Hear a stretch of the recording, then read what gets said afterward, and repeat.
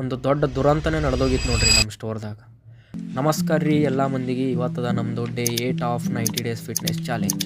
ಇವತ್ತು ನಮ್ಮ ಸ್ಟೋರ್ದಾಗ ಗಣಪತಿ ಕುಂದಿಸೋತಿರ್ರಿ. ಅದಕ್ಕೆ ಸ್ವಲ್ಪ ಜಲ್ದಿ ವರ್ಕೌಟ್ ಮುಗಿಸ್ಕೊಂಡು ಹೋಗಬೇಕು ಅಂತ ಹೇಳಿ ಹೋದೇವ್ರಿ ಪಾರ್ಕಿಗೆ ಹೋಗಿ ಸ್ವಲ್ಪ ವಾರ್ಮಪ್ ಮುಗಿಸ್ಕೊಂಡು ಜಿಮ್ದಾಗ ಹೋದೇವ್ರಿ. ಜಿಮ್ದಾಗ ಹೋಗಿ ವರ್ಕೌಟ್ ಸ್ಟಾರ್ಟ್ ಮಾಡ್ಕೊಂಡೇವ್ರಿ. ವರ್ಕೌಟ್ದಾಗ ಬೆಂಚ್ ಪ್ರೆಸ್ ಮತ್ತು ಲ್ಯಾಟ್ಸ್ ಕೇಬಲ್ ಮಾಡಿದೆವ್ರಿ.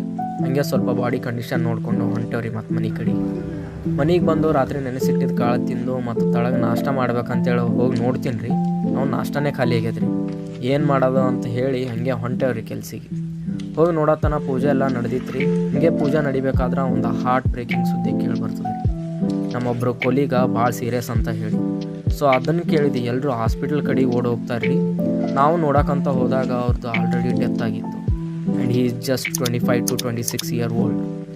ಇದನ್ನು ನೋಡಿದ್ದು ನನಗೆ ಮತ್ತು ನಮ್ಮ ಕಂಪ್ನಿ ಎಂಪ್ಲಾಯೀಸ್ಗೆ ಭಾಳ ಬೇಜಾರಾಯಿತು ನೋಡ್ರಿ. ನನಗೆ ಇವಾಗ